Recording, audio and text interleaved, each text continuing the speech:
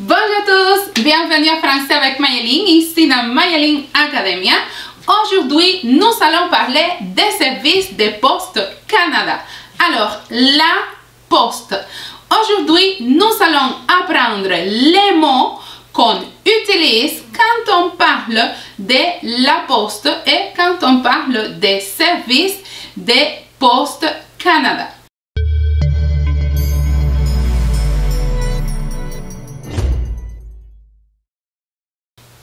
Avant de commencer avec les explications de cette vidéo, j'aimerais vous poser une question et vous devez choisir la bonne réponse.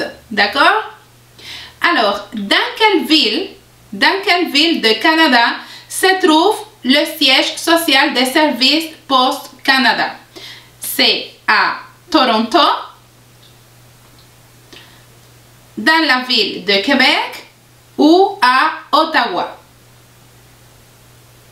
D'après vous, dans quelle des trois villes se trouve le siège social de Poste Canada? Alors, je vous donne la réponse.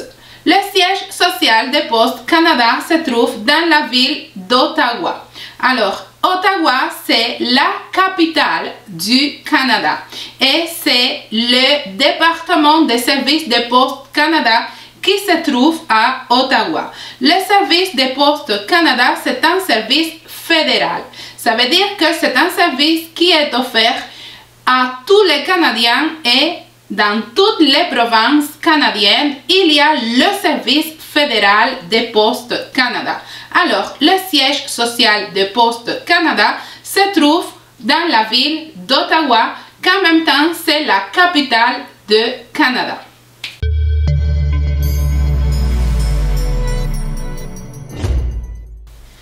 Généralement, quand on envoie ou on reçoit des lettres par la poste, on les reçoit dans une enveloppe.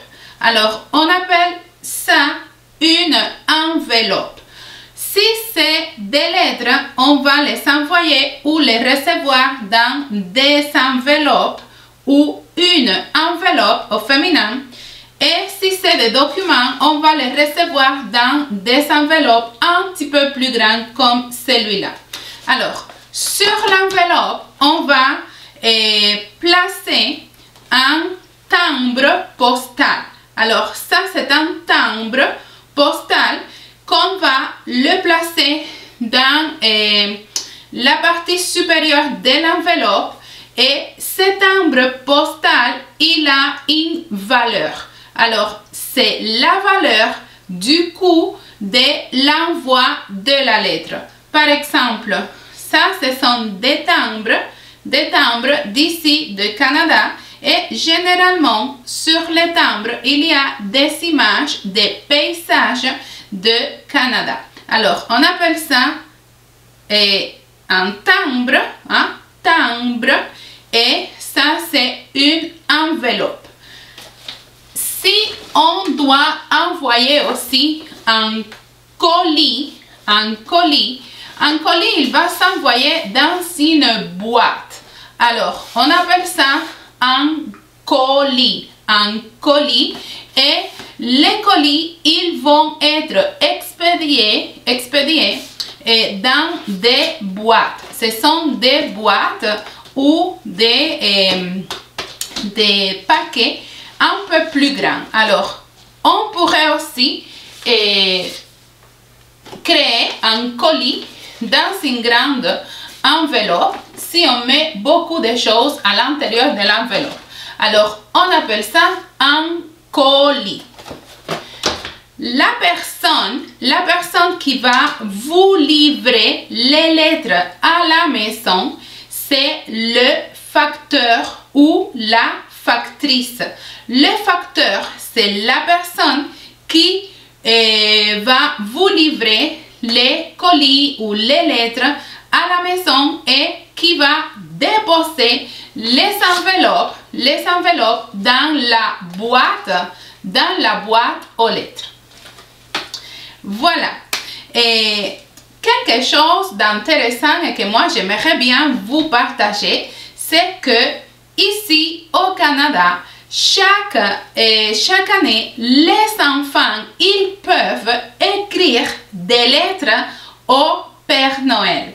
Alors, ils vont écrire des lettres au Père Noël et les lettres sont envoyées à l'adresse H0H0H, c'est comme ho ho ho, et les lettres vont se recevoir, vont être expédiées au bureau de Poste Canada, au service de Poste Canada.